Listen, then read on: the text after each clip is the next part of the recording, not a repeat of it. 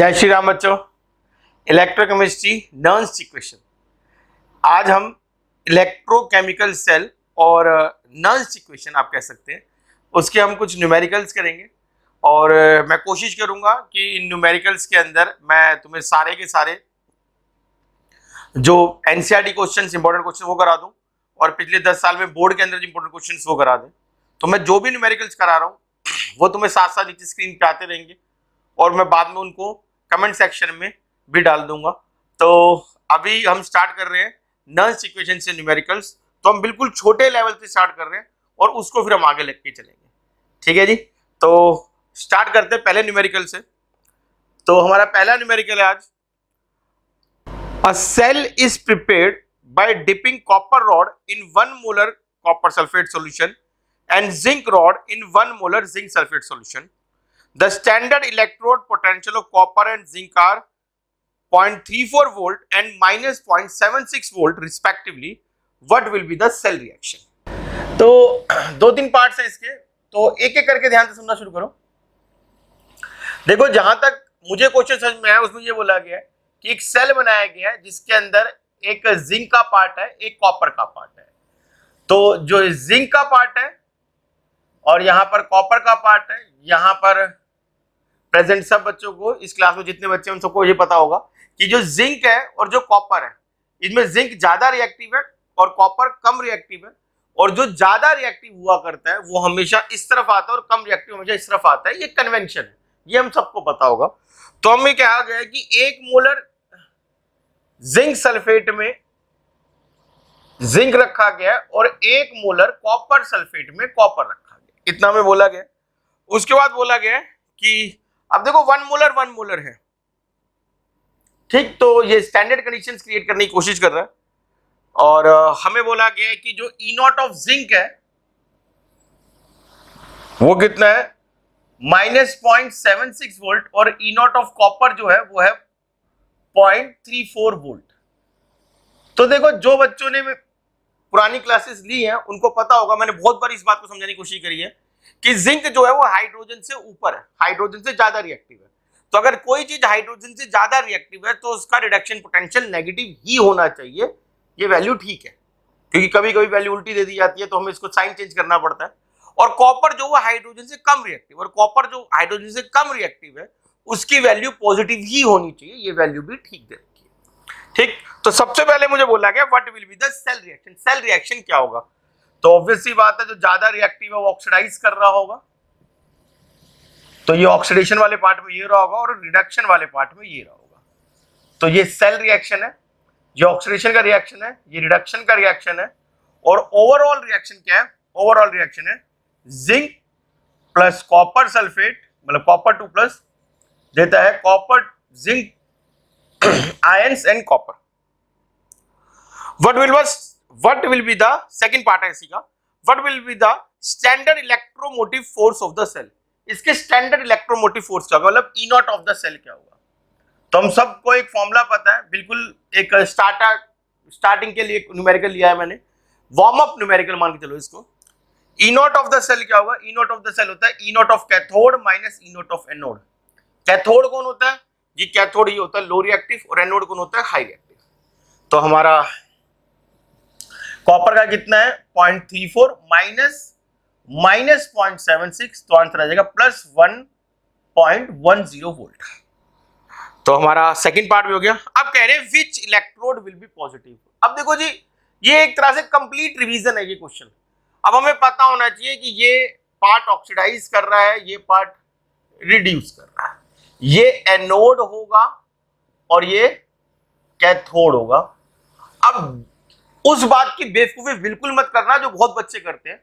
बहुत बच्चों ने ये रटा हुआ होता है कि जो एनोड है वो पॉजिटिव है, कैथोड है जो नेगेटिव है।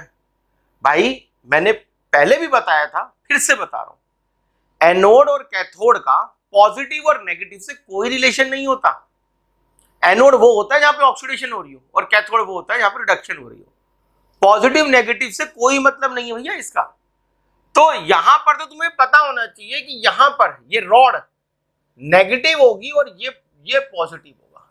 अगर मान लो किसी को इस चीज में डाउट है तो पुराने पूरी वीडियोस की सीरीज है, पूरी क्लास की सीरीज पड़ी हुई है, उसमें उन्होंने बता रखा है कि जिंक और कॉपर को जोड़ते हैं तो जिंक जो है वो नेगेटिव और कॉपर के ऊपर पॉजिटिव क्यों आता है। तो अब इसमें अब मुझे पता नहीं, उसने बोला विच इलेक्ट्रोड विल बी पॉजिटिव, तो कौन सा इलेक्ट्रोड पॉजिटिव होना चाहिए, जो लो रिएक्टिव वाले का इलेक्ट्रोड होता है।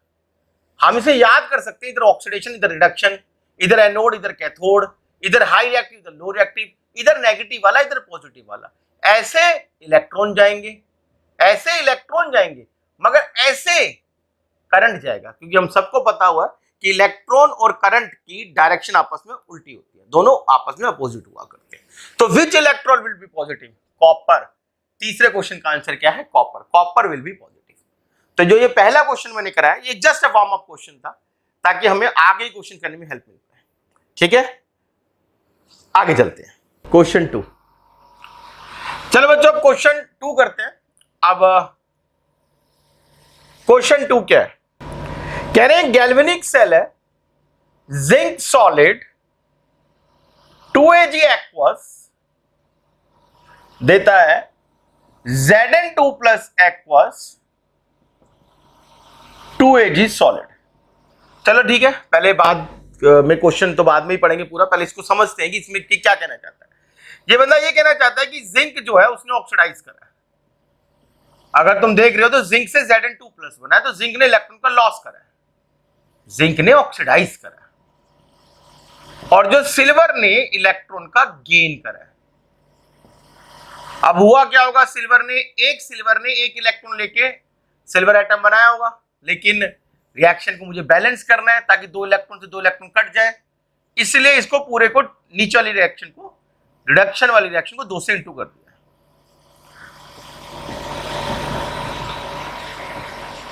Okay, which electrode is negatively charge. देखो बच्चों फिर से वही बात है, मैं फिर से कहूंगा, एक ये जो क्वेश्चन है ना, ये क्वेश्चन 1 नंबर 2 नंबर के नहीं पढ़ने तुमने, ये क्वेश्चंस का जो मेन मकसद है यही है कि इन क्वेश्चन से जो मैं अभी आगे नॉन सीक्वेंशियल क्वेश्चन कराने वाला हूं उनमें बड़ा यूज होगा इसका। तुम्हें पता होना चाहिए कौन ऑक्सीडेशन कौन रिडक्शन। देखो जिंक और सिल्वर में से हाई रिएक्टिव जिंक है और लो रिएक्टिव सिल्वर है, ना भी पता हो तो ये बता रहा है हमें, कह रहा है जिंक ऑक्सीडाइज कर रहा है, इलेक्ट्रॉन कौन देता है, हाई रिएक्टिव देता है इलेक्ट्रॉन, और लो रिएक्टिव इलेक्ट्रॉन ले रहा है। तो जिंक इलेक्ट्रॉन को दे रहा है, लो रिएक्टिव इलेक्ट्रॉन ले रहा है, ये अपना ऑक्सीडाइज कर रहा होगा, ये अपना रिड्यूस कर रहा होगा, ये एनोड होगा, ये अपना कैथोड होगा, ये नेगेटिव चार्ज होगा और ये पॉजिटिव चार्ज होगा। तो पहला क्वेश्चन यही है, कौन सा इलेक्ट्रोड नेगेटिवली चार्ज होगा, तो कौन सा इलेक्ट्रॉन नेगेटिव चार्ज होगा, जिंक। दूसरा क्वेश्चन है द कैरियर ऑफ करंट, मतलब करंट को कौन कैरीज करेगा। तो भाई देखो सिंपल सी बात है, तुम्हें पता होगा नेगेटिव से पॉजिटिव इलेक्ट्रोड की तरफ, अभी बताया मैंने, इलेक्ट्रॉन मूव कर रहे होंगे, इलेक्ट्रोड से इलेक्ट्रोड की तरफ इलेक्ट्रॉन मूव करेंगे, तो आउटर सर्किट कौन पूरा करेगा, इलेक्ट्रॉन मूव कर, और इनर सर्किट कौन पूरा करेगा, सॉल्ट ब्रिज के आयंस पूरा करेंगे। तो तुम पूरा लिख देना कि भैया बाहर से इलेक्ट्रोड तो सर्किट को करंट कौन कैरी कर रहा है, इलेक्ट्रॉन, और इलेक्ट्रोलाइट से इलेक्ट्रोलाइट के बीच में करंट कौन कैरी कर रहा है, सॉल्ट ब्रिज के आयन। Individual reaction of the electrode, तो individual reaction of the electron में पहले लिख जाऊं, ऑक्सीडेशन वाला क्या है, ये एनोड का रिएक्शन है और ये कैथोड का रिएक्शन है। ये जो क्वेश्चन थे ये दोनों के दोनों just a warm up question थे, इनसे तुम्हें पता लग गया होगा कि भाई हमने 11th को यहां पर कैसे यूज करना है, सब कुछ 11th का है। तो हम अब आगे के क्वेश्चन 12th के क्वेश्चन, मतलब जो 12th में ये पार्ट आएगा उसको कर रहे हैं, तो आगे चलते हैं। तो चलो बच्चों क्वेश्चन नंबर 3 देखते हैं। Calculate delta G naught for the reaction magnesium जमा कॉपर 2 प्लस देता है मैग्नीशियम 2 प्लस और copper. If E naught of cell, इन्होंने मैग्नीशियम और कॉपर का अलग अलग नहीं दिया, सीधा बता दिया भैया ई नॉट ऑफ सेल इतना है, ये नहीं बताया कि मैग्नीशियम का है कॉपर का है, और सीधा ई कैथोड माइनस सी एनोड निकाल के बता दिया कि भैया वो कितना है, प्लस 2.71 वोल्ट। ठीक है जी, और फैराडे की वैल्यू जो रखी है, फैराडे की वैल्यू तुम्हें पता ही है 96500 कूलम लेके चलते हैं, वही लेने को इन्होंने कहा है। ठीक है भाई, calculate delta G naught for the reaction पूछा गया, तो जिसको पता है उसको पता है डेल्टा जी नॉट का फॉर्मूला क्या होता है, minus N F E naught. Solve, खत्म। डेल्टा जी नॉट क्या निकालने को बोल रहा है, ये गिब्स फ्री एनर्जी निकालने को बोल रहा है, स्टैंडर्ड गिब्स फ्री एनर्जी निकालने को बोल रहा है इस रिएक्शन की। तो हमने कर दिया भाई। तो एन कितना होगा, पहली बात तो एन कितना होगा, सबसे ज्यादा बच्चे एन की वैल्यू निकालने में ही गलती करते हैं, ध्यान देना। एन की वैल्यू तुम कैसे भी निकाल सकते हो। तुम ये भी कह सकते हो कि मैग्नीशियम ने 2 इलेक्ट्रॉन का लॉस करा, तुम ये भी कह सकते हो कि कॉपर ने 2 इलेक्ट्रॉन का गेन करा। तो एन क्या है, कितने नंबर ऑफ इलेक्ट्रॉन से ऑक्सीडाइज हुआ है या रिड्यूस हुआ है। तो एन कितना है, 2, सिंपल, 2 इलेक्ट्रॉन से ऑक्सीडाइज या रिड्यूस हुआ है। फैराडे कितना है, 96500। ई नॉट कितना है, दे रखा है बंदे ने, 2.71। अब जो भी आंसर आएगा तुम्हारा माइनस में आएगा, ऑब्वियसली बात तो ये पहले ही है, आंसर आ जाएगा जूल में। आंसर किसमें आ जाएगा, जूल में आ जाएगा। और यहां पर मैं तुम्हें एक बात याद दिलाना चाहूंगा, एक बात बताना चाहूंगा, अगर तुमसे इस क्वेश्चन में एक क्वेश्चन और पूछ डालते, क्या, कैलकुलेट मैक्सिमम वर्क डन। भाई डेल्टा जी नॉट तो निकाल दिया तुमने, अब एक क्वेश्चन मान लो, एक और क्वेश्चन ऐड कर दिया गया, अपनी तरफ से ऐड कर रहा हूं मैं, कैलकुलेट मैक्सिमम वर्क डन। ये बताओ कि ये रिएक्शन, ये जो सेल है, ये कितना अधिकतम काम कर सकती है, कितना ज्यादा से ज्यादा काम कर सकती है। तो बड़ा आसान तरीका है, मैक्सिमम वर्क डन निकालने का फॉर्मूला है माइनस डेल्टा जी नॉट। मतलब बिल्कुल सिंपल, जितना तुम्हारा डेल्टा जी आए उसकी वैल्यू, उसका साइन चेंज कर देना। उदाहरण, सिर्फ एक उदाहरण है, मान लो यहां पर आंसर आता है -1000 जूल, तो ये +1000 जूल हो जाएगा। मान लो ये आंसर आता है, मान लो ये आंसर आता है +1000 जूल, तो ये -1000 जूल हो जाएगा। मतलब सिंपल सी बात है, अगर तुम्हें मैक्सिमम वर्क डन निकालना हो तो जो भी डेल्टा जी नोट है उसका साइन चेंज कर दोगे तो आंसर आ जाएगा। और क्वेश्चन मैक्सिमम वर्क डन निकालने के भी आते हैं, इसीलिए मेरे को ये क्वेश्चन याद है, इसलिए मैंने बता दिया कि डेल्टा जी नॉट निकालो। बड़ा आसान फॉर्मूला था, कैसे, -NFE0 से। ये फॉर्मूला तुमने जरूर सुना होगा। अब -NFE0 से तुमने फॉर्मूला निकाल रहे, तो एन कितने, 2 नंबर ऑफ इलेक्ट्रॉन से ऑक्सीडाइज या रिड्यूस कर रहा है। फैराडे की वैल्यू दे रखी थी, नहीं भी दे रखी तो याद होनी चाहिए। ई नॉट निकालना आता है, मगर इसमें दे रखा है, वो हमने लगा दिया। हमारा आंसर जो भी आएगा वो माइनस समथिंग जूल आएगा, वो तुम निकालोगे अपना, वो तुम्हारा काम है। ठीक, मैंने इसमें एक चीज ऐड करी है बस, कि अगर मान लिया जाए इस क्वेश्चन में ये भी बोल देता कि मैक्सिमम वर्क डन भी निकालो, तो तुम क्या करते, जो भी डेल्टा जी की वैल्यू होती, जो भी आती डेल्टा जी नोट की वैल्यू होती, उसका साइन चेंज कर देते। उम्मीद है ये क्वेश्चन नंबर 3 से, जहां से 12th के क्वेश्चन स्टार्ट हुए, वहां से तुम्हें थोड़ा बहुत समझ में आना शुरू हो गया होगा। लेकिन ये जब ही समझ में आ सकता है जब पहला और दूसरा क्वेश्चन बहुत अच्छी तरह से क्लियर हो। पहला और दूसरा क्वेश्चन क्लियर होने में अगर 1% भी दिक्कत आ रही है, तो भाई जो पुरानी क्लासेस है ना, उनको जरूर अटेंड करो, वो जरूर जाके देखो उसमें क्या बताया गया है। सारा का सारा निचोड़ वहीं पर है। ठीक है, अगले क्वेश्चन की तरफ चल रहे हैं, क्वेश्चन नंबर 4। ओके बच्चों, क्वेश्चन नंबर 4 की तरफ चल रहे हैं। बढ़िया question, equilibrium constant Kc for the given cell reaction दे रखा है, A + B 2+ gives A 2+ B। Equilibrium constant for the Kc of the following reaction is 10। Calculate E naught of the cell. ये क्वेश्चन है, कह रहे हैं Kc जो है एक किसी इस रिएक्शन का 10 है, इसका E नोट बताओ। तो भैया देखो, तुम्हारे पास फॉर्मूले हैं, अब फॉर्मूला याद है तो ठीक है, सीधा वैल्यू पुट करनी है, मैथ्स लगानी है। फॉर्मूला याद नहीं है तो भैया कुछ नहीं कर सकते। अब फॉर्मूला बड़ा आसान सा है, हमारे पास एक फॉर्मूला हुआ करता था, क्या, E naught of the cell is equal to 2.303 RT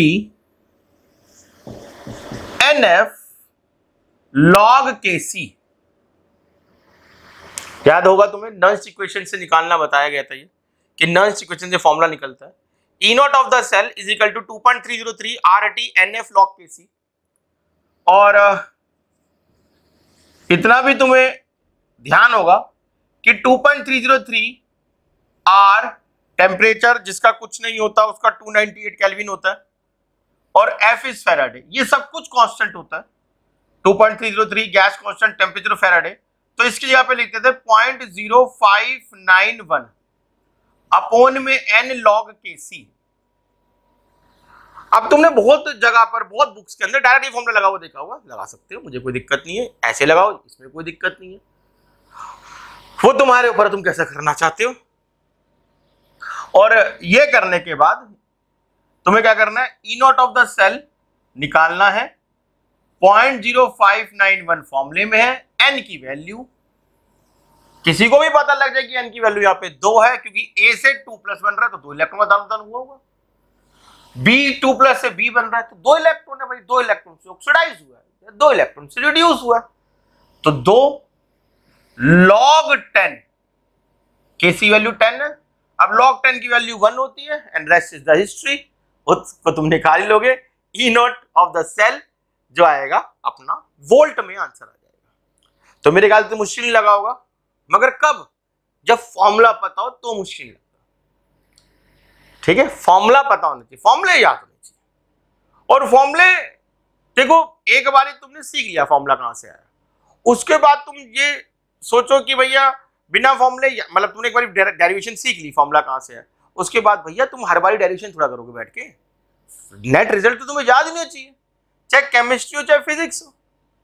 तो इतनी प्रैक्टिस होनी चाहिए न्यूमेरिकल्स की कि ये फॉर्मूले खून में दौड़े।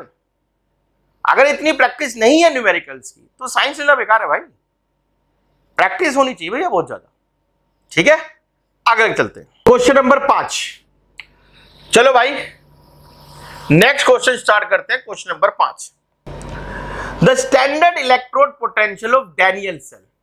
अब जिसको पता है उसे पता है, जिंक और कॉपर के सेल को डैनियल सेल कहते हैं, हालांकि रिएक्शन इसने दे भी रखा है कि डैनियल सेल का रिएक्शन ये होता है। अगर ये ना भी दे तो तुम कुछ कोई क्लेम नहीं कर सकते कि तुमने बताया नहीं यार कि ये डैनियल सेल होता है।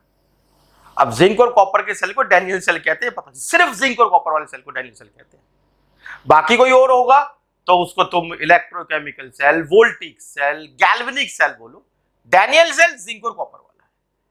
तो कहा जा रहा है कि E naught of the Daniell cell is plus 1.10, ठीक है।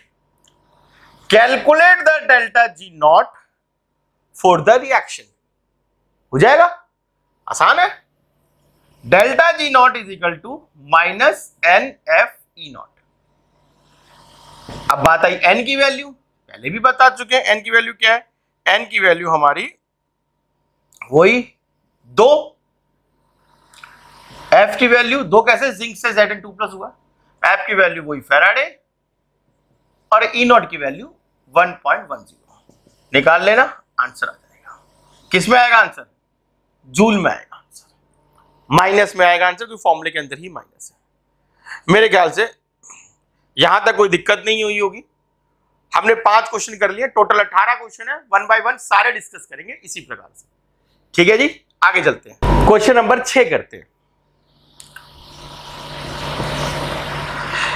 Calculate the standard EMF E naught of the cell निकालना है।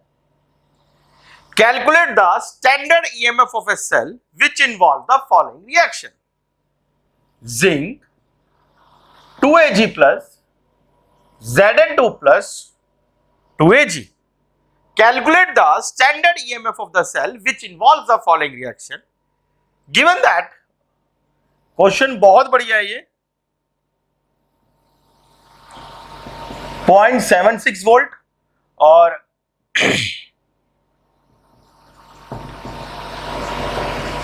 80 volt.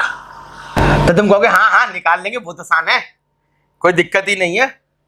E naught of the cell क्या होता है formula, E naught of cathode minus E naught of anode, पक्का ये सबको ही पता है, ठीक है।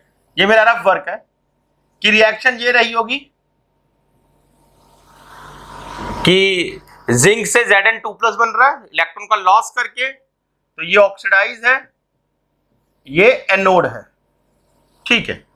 और सिल्वर से सिल्वर बन रहा है 2 इलेक्ट्रॉन का गेन करके, ये क्या है, ये रिड्यूस है और ये कैथोड है। और क्या चाहिए मुझे, E naught of the cell के लिए E naught of cathode minus E naught of anode चाहिए था। मेरे पास एनोड भी है कैथोड भी है, लगा देते हैं वैल्यू, आंसर आ जाएगा। गलत आएगा, क्यों? मैंने तुम्हें पिछली क्लास में भी समझाया था, अभी भी एक क्वेश्चन में अब समझाया कि भैया सबसे पहले ना इसको चेक कर लो। एग्जामिनर बहुत शातिर हो सकते हैं, वो तुम नहीं चाहते तुम पास हो जाओ, वो जहां पे देखना चाहते कि तुम कितना गहरा पढ़ के आए हो। अब फिर से देखो, जिंक हाइड्रोजन से ऊपर हुआ करता है। अगर जिंक हाइड्रोजन से ऊपर है तो इसका रिडक्शन पोटेंशियल नेगेटिव होना चाहिए, मगर यहां पर इसका रिडक्शन पोटेंशियल क्या दे रखा है, मतलब यहां पर इसका इलेक्ट्रोड पोटेंशियल पॉजिटिव दे रखा है। तो भाई ये रिडक्शन पोटेंशियल नहीं है, ये तुम्हारा जजमेंट कर रहे हैं कि तुम्हें पता है कि ये बेटे ऑक्सीडेशन पोटेंशियल दे दिया इसका। फिर से सुनो, जिंक हाइड्रोजन से ऊपर है, हाइड्रोजन से ऊपर होता है तो उसका रिडक्शन पोटेंशियल नेगेटिव होना चाहिए, यहां पर दे रखा है पॉजिटिव, तो ये रिडक्शन पोटेंशियल नहीं है, ये ऑक्सीडेशन पोटेंशियल है। इसे चेंज कर लो पहले, वैल्यू लगाने से पहले वैल्यू चेंज करके देना, ये ऑक्सीडेशन पोटेंशियल दे रखा है इसका। उसके बाद सिल्वर हाइड्रोजन से नीचे होता है, जो हाइड्रोजन से नीचे होता है उसका रिडक्शन पोटेंशियल कैसा होता है, पॉजिटिव होता है। अगर ये बातें नहीं पता तो पिछली क्लासेस के अंदर जाओ, वहां पे आराम से देखो, एक 10-15 मिनट की वीडियो सिर्फ इस चीज के लिए थी, सिर्फ इस चीज के लिए, ताकि तुम्हें समझ में आ जाए। सिल्वर हाइड्रोजन से नीचे होता है, हाइड्रोजन से नीचे होता है तो उसकी वैल्यू तो होनी चाहिए पॉजिटिव, और अगर वैल्यू पॉजिटिव होनी चाहिए, ये नेगेटिव दे रखा है, तो ये क्या है, ये इसका ऑक्सीडेशन पोटेंशियल दे रखा है। तो सबसे पहले तुम ये वैल्यू ठीक कर लोगे अपने लिए, क्योंकि मतलब पहले ये बचाना ये ऑक्सीजन पोटेंशियल तो नहीं दे रखा, रिडक्शन पोटेंशियल दे रखा है ना। और तुम अगर ये जज कर लिया कि तुमने नहीं यार कुछ चेंज है, तो उससे पहले उसको साइन चेंज करो। अब लगा दो, अब कोई दिक्कत नहीं है, अब निकाल लेना, आंसर आ जाएगा, ठीक है। तो मेन बात पता लग गई, क्वेश्चन में क्या थी, मेन बात ये थी कि रिडक्शन पोटेंशियल की जगह ऑक्सीडेशन पोटेंशियल दे रखा था, हमें पहचानना था। कैसे पहचाना हमने, हाइड्रोजन से ऊपर है तो नेगेटिव होना चाहिए, वो पॉजिटिव दे रखा था। हाइड्रोजन से नीचे है तो पॉजिटिव होना चाहिए, वो नेगेटिव दे रखा था। ठीक है बच्चों, काम का क्वेश्चन है, क्वेश्चन में न्यूमेरिकल पार्ट बहुत कम है, छोटी सी कैलकुलेशन है, बच्चे भी कर लेते हैं ये, तो यही मेन बात था। ऑक्सीडेशन रिडक्शन पहचानना, ऑक्सीडेशन किसका हुआ है, रिडक्शन किसका हुआ है ये पहचानना, एनोड कौन है कैथोड कौन है ये पहचानना। ओके भाई, आगे चलते हैं, क्वेश्चन नंबर 7। तो चलो बच्चों अब क्वेश्चन नंबर 7 कर लेते हैं। ये सारे के सारे क्वेश्चन जो भी मैं तुम्हें करा रहा हूं, ये सारे के सारे क्वेश्चन 12th बोर्ड में आए हुए हैं, इसलिए हमने उनको क्या करा है, एक कैटेगरी में मान लिया कि सारे के सारे बोर्ड क्वेश्चन हम करा रहे हैं। ये सारे के सारे बोर्ड क्वेश्चन है, कोई भी मेरे मन का क्वेश्चन नहीं है, ठीक है। A cell is prepared by dipping 1 molar copper sulphate solution and a nickel rod in 1 molar nickel sulphate solution. ठीक है जी, अब मुझे पता है, मुझे ज्ञान है, पूर्व आभास है, कॉपर और निकल में कॉपर हाइड्रोजन से नीचे है, कॉपर कम रिएक्टिव होता है, निकल ज्यादा रिएक्टिव होता है, हाइड्रोजन से ऊपर होता है। तो इसलिए मैं अपना रफ वर्क करने के में सक्षम हूं, क्या कि निकल इस तरफ होगा और कॉपर इस तरफ होगा, निकल सल्फेट इस तरफ होगा और कॉपर सल्फेट इस तरफ होगा। ये यहां पर निकल की रोड होगी और यहां पर कॉपर की रोड होगी, ये मेरा रफ वर्क चल रहा है। तो ये ऑक्सीडाइज होगा, ये रिड्यूस होगा, ये एनोड बनेगा, तो ये कैथोड बनेगा, ये नेगेटिव इलेक्ट्रोड होगा, ये पॉजिटिव इलेक्ट्रोड होगा। ये सारा का सारा मेरे मन में 1 मिनट में चल जाना चाहिए कि यार अगर ऐसा है तो ऐसा ऐसा होगा। ठीक है जी, अच्छा जी, कह रहे what will be the cell reaction. मैं सेल रिएक्शन यहीं से निकाल लूंगा कि निकल तो ऑक्सीडाइज हो रहा है और कॉपर रिड्यूस हो रहा है, तो ये एनोड का रिएक्शन है और ये कैथोड का रिएक्शन है। ज्यादा चाहते हो तो लोग काट देते हैं इसको और नेट सेल रिएक्शन निकाल डालते हैं। What will be the cell reaction? This will be the cell reaction. आगे क्या है? Standard EMF of the cell. Formula मुझे फिर पता है, E naught of the cell is E naught of cathode minus E naught of anode. Cathode कौन है? Copper भाई साहब। फिर से एक बार दिमाग में लगा लो, अभी अभी क्वेश्चन आया था पीछे। कॉपर हाइड्रोजन से कम रिएक्टिव है, वैल्यू पॉजिटिव होनी चाहिए। कॉपर की वैल्यू पॉजिटिव करके 0.34 वोल्ट, ठीक है। और निकल हाइड्रोजन से ऊपर होना चाहिए, वैल्यू नेगेटिव होनी चाहिए। तो नेगेटिव वैल्यू ही दे रखी है -0.25 वोल्ट। तो आंसर आ गया आई थिंक -0.25 वोल्ट। तो आंसर आ गया +0.59 volt. Okay, which electrode will be positive? पता है भाई पॉजिटिव कौन होगा? कॉपर वाला, ये वाला पॉजिटिव होगा। ये मत बोल देना cathode will be positive, cathode तो पॉजिटिव ही होता है। कैथोड कौन बना वो बताना, ठीक है। हाउ सेल बी रिप्रेजेंटेड, ये भी बहुत अच्छी चीज है, सेल रिप्रेजेंटेशन भी बहुत अच्छी चीज है। अब देखो मैं बता दूं, ये क्वेश्चन 2 नंबर में आया हुआ है बोर्ड में, 12th बोर्ड में प्रीवियसली। ये 2 नंबर का आया हुआ है, 4 पार्ट है, आधे आधे नंबर का पार्ट है। और आधे आधे नंबर के पार्ट के लिए तुम देखो तुमने कितनी मेहनत करी है। तुमने 3 से 4 क्लासेस, 4-5 घंटे मेरे साथ लगाए इन सब चीजों को समझने के लिए, परफेक्शन लाने के लिए। तो ये हाफ मार्क्स भी तुम छोड़ नहीं सकते हो। अब हाफ मार्क्स तो किसी को लगता हो हाफ मार्क्स ठीक है यार छोड़ दो, क्या दिक्कत है हाफ मार्क्स, लेकिन जो भैया टॉपर्स हैं उनको पता है हाफ मार्क्स 1 मार्क्स सारी लड़ाई इनकी है। किसी के अगर 100 में से अगर मान लो 40 आ गए और किसी के 41 आ गए, किसी के 40, किसी के 41, क्या आपस में एक ही थाली के चट्टे बट्टे दोस्त है। लड़ाई कहाँ है? 99 और 100 पे मेरी लड़ाई है। तो भैया एक एक नंबर की लड़ाई है। How cell will be the represented, तो रिप्रेजेंट कैसे करोगे सेल को? हो गया, ध्यान सुनो। निकल, भाई निकल था पहले, उससे क्या बन रहा है? निकल 2+, निकल सरफेस बाउंड्री निकल 2+, salt bridge copper 2+, surface boundary copper. इस तरह से सेल रिप्रेजेंट करी जाती है। इसमें भी पहले एनोड, बिल्कुल सही वाला, इसमें भी पहले एनोड और बाद में कैथोड ही आता है। इसमें भी कि निकल से निकल 2+ हो गया और कॉपर से कॉपर 2+ हो गया। यहां पर हम सॉलिड एक्वस भी लिखेंगे। फिर से बता दूं मैं कैसे पढ़ते हैं इसको। निकल सरफेस बाउंड्री निकल ions salt bridge copper ions surface boundary copper. ये स्लैश नहीं है, अपॉन नहीं है, ये मैथ्स वाला कि 2/3 वो वाला नहीं है भाई ये, ठीक है। ओके बच्चों, 7 क्वेश्चन तक कर चुके हैं टोटल। हमारा क्वेश्चन आज 18 क्वेश्चन करने का टारगेट है। तो देखते हैं, आगे चलते हैं। 8वां क्वेश्चन कर रहे हैं हम, क्वेश्चन नंबर 8।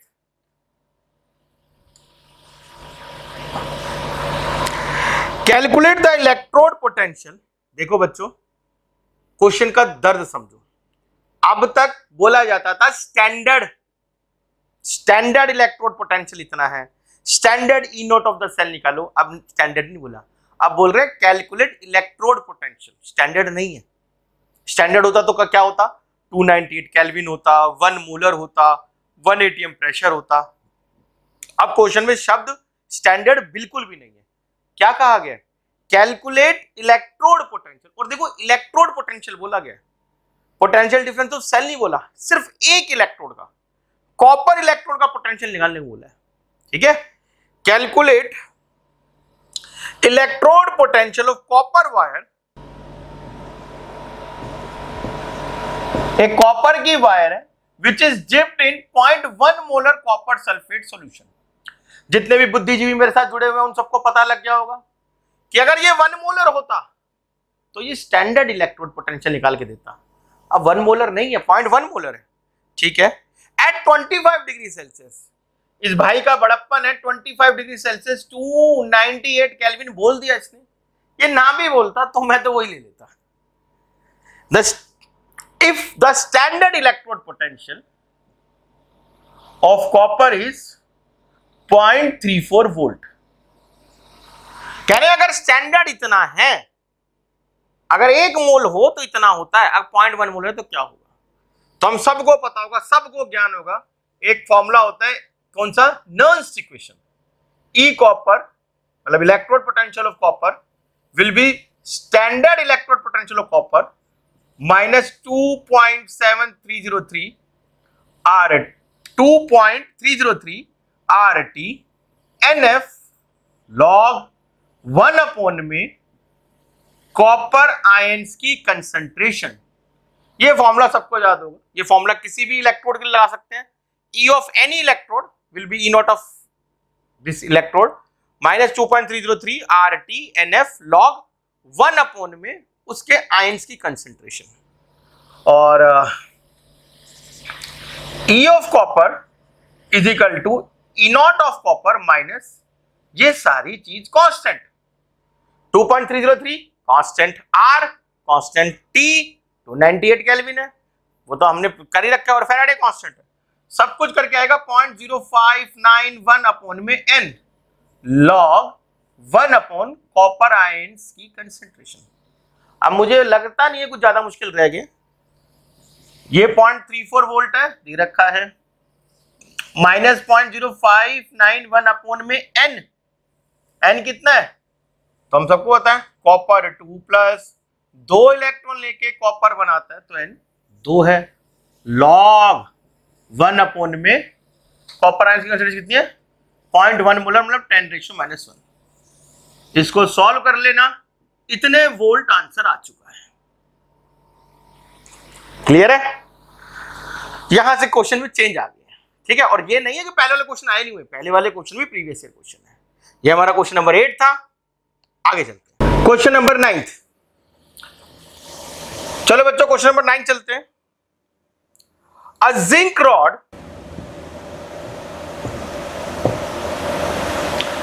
मेरी आदत है मैं एक छोटा सा हमेशा फिगर बना लेता हूं, उसकी कोई जरूरत नहीं है, मगर साइंस मुझे लगता है फिगर बनानी चलती है, ऐसे मुझे थोड़ा सा आइडिया लग जाता है, शायद तुम्हें भी लग जाता हूं, बना लिया करो।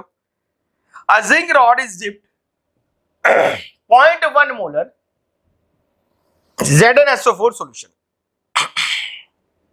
Okay. The salt is 95% ionized. समझ में आया कुछ?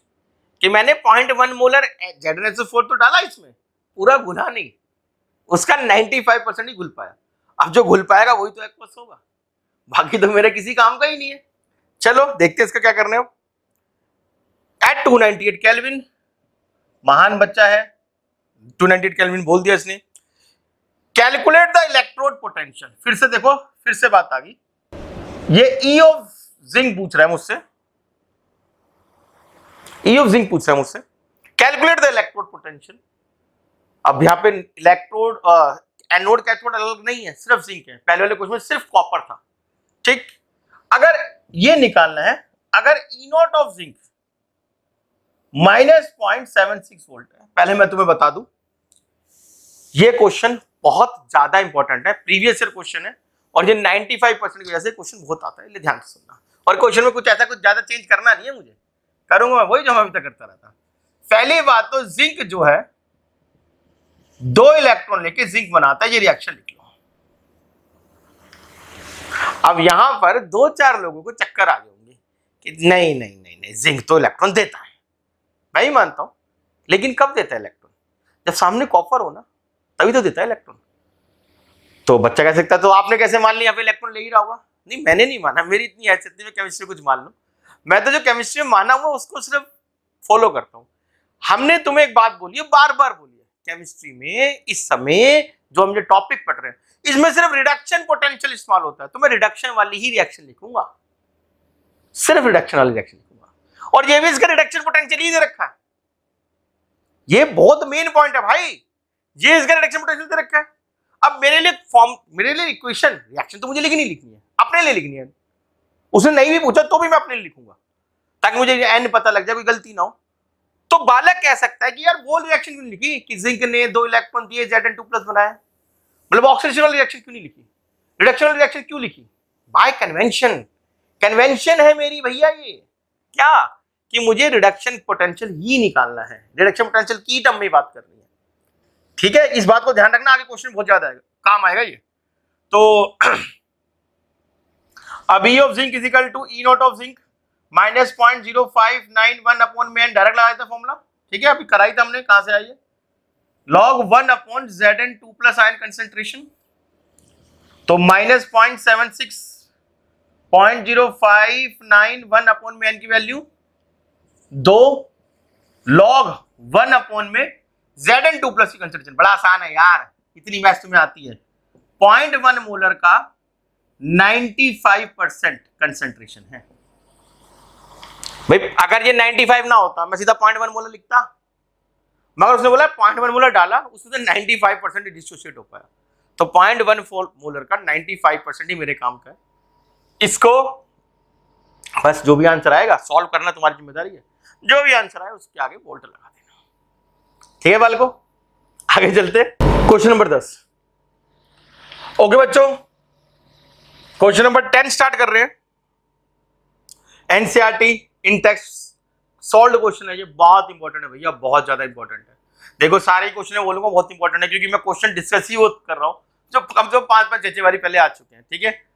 तुम्हारा मान लो नेक्स्ट डे तुम्हारा यूटी है, स्कूल में तुम्हारा बोर्ड का पेपर है, तो उस समय ये देखना कोई ज्यादा बेनिफिशियल नहीं है, पहले ही भैया अपना तैयार कर रखो, ये क्वेश्चन अच्छे हैं, इनको एक बार तुम पहले से ही देख के इसके हिसाब से कम देखने से कुछ नहीं होने वाला, कम से कम 10-10 क्वेश्चन एक टाइप के क्वेश्चन करने पड़ेंगे, ट्राई अपना हाथ चलाना पड़ेगा, ठीक है। देखा तो तुमने आज तक बड़े बड़े फिल्म स्टार्स को स्टंट मारते हुए देखा है, खुद कर लोगे क्या? नहीं कर सकते, ये भी स्टंट है भाई, खुद ही करना पड़ता है। Question number 10, magnesium Ag plus 0.001 molar है, यार इसको ऐसे लिख लेते हैं डायरेक्ट, 10⁻⁴ मोलर देता है Mg2 प्लस 2Ag 0.13 मोलर, ये इतना मोलर है और ये इतना मोलर है, ठीक है कोई बात नहीं। कैलकुलेट ई सेल, देखो अब तक पिछले दो क्वेश्चन में, क्वेश्चन नंबर 8 क्वेश्चन नंबर 9, पहले दो क्वेश्चन में तुम्हें पहले कॉपर का पूछा गया, फिर जिंक का पूछा गया, अलग अलग का पूछा गया था, अब तुम्हें क्या पूछा गया, सेल का पूछा गया, एनोड का, कैथोड का नहीं, इलेक्ट्रोड का नहीं, सेल का। गिवन दैट मैग्नीशियम के लिए वैल्यू -0.37 वोल्ट है, पहले से ध्यान रख लो, हाइड्रोजन से ऊपर है मैग्नीशियम, नेगेटिव वैल्यू होनी चाहिए, ठीक है। और सिल्वर के लिए वैल्यू 0.80 वोल्ट है, और ये भी ठीक है, हाइड्रोजन से नीचे वैल्यू 0.80 वोल्ट होनी चाहिए, ठीक है ओके। अब मेरे पास फॉर्मूला क्या है जी, मेरे पास फॉर्मूला तो ये है, ई सेल, देखो मैं सेल लिख रहा हूं, इनॉट ऑफ सेल, अब इलेक्ट्रोड की बात खत्म होगी, 0.0591 अपॉन में n लॉग, नॉइस इक्वेशन याद होगी, अभी तो इलेक्ट्रोड के लिए कर रहे थे, सेल के लिए क्या थी, product concentration upon reactant concentration, या जो हाई रिएक्टिव है उसकी कंसंट्रेशन, उसके आयंस की कंसंट्रेशन अपॉन में लो रिएक्टिव के आयंस की कंसंट्रेशन। बाकी फिर भी तुम्हें बोलूंगा प्रोडक्ट आयंस की कंसंट्रेशन अपॉन में रिएक्टेंट आयन कंसंट्रेशन ज्यादा अच्छा है, ठीक है जी। ई सेल निकालना है, ई नॉट ऑफ सेल अलग से निकाल लेते पहले। ई नॉट ऑफ सेल क्या होता है, E naught of cathode minus E naught of anode. Cathode क्या होगा, हम सबको पता है कैथोड क्या होगा, ये ऑक्सीडाइज कर रहा है बंदा, दिख रहा है मुझे, तो ये एनोड होगा, और ये रिड्यूस कर रहा है तो ये कैथोड होगा। तो क्या होगा, 0.80 माइनस 0.37 वोल्ट, मैग्नीशियम की वैल्यू यहां आ गई, सिल्वर की वैल्यू यहां आ गई, तो जो भी इनोट ऑफ द सेल आएगा वो इसको हम यहां रख देंगे, ठीक है, जो भी इनोट ऑफ द सेल आएगा उसको हम यहां रख देंगे, -0.0591 अपॉन में n, n कितना होगा दिख रहा है भाई, मैग्नीशियम ने 2 इलेक्ट्रॉन दिए हैं, या कुल मिला के सिल्वर ने 2 इलेक्ट्रॉन लिए हैं, तो n is 2 लॉग, प्रोडक्ट में आयंस कौन सा है, ये है, वो तो आयन ही नहीं है, तो सॉलिड है, तो मैग्नीशियम की कंसंट्रेशन देखो दे रखी है ऊपर, मैग्नीशियम कंसंट्रेशन दे तो रखी है, ये नहीं, अपॉन में रिएक्टेंट में आयन कौन सा है, ये तो है नहीं, ये है आयंस, तो रिएक्टेंट कंसंट्रेशन। और अब यहां पर मेन बात क्या, हम 11वीं से पढ़ते आ रहे हैं, प्रोडक्ट अपन में reactant concentration raise to the power their stoichiometric coefficient. तो रिएक्शन लिखना इसलिए जरूरी है, हालांकि इस क्वेश्चन में रिएक्शन लिखा हुआ था, ना भी लिखा होता तो भी तुम्हें रिएक्शन लिखना था, ताकि तुम्हें याद आ जाए कि मुझे इसका स्क्वायर बनाना है। सबसे मेन जो दिक्कत करता है बच्चा यही करता है, वो स्टोइकोमेट्रिक कोएफिशिएंट को पावर बनाना भूल जाता है। अब रेस्ट इज द हिस्ट्री भाई, अब तुम्हारा काम है, अब तुम्हें मैथ्स लगानी है, खूब लगाओ लॉग फॉग जो भी लगाना है और वैल्यू निकालो, वोल्ट में आंसर आएगा। ठीक है, केमिस्ट्री ये थी। ओके, आगे चलते हैं।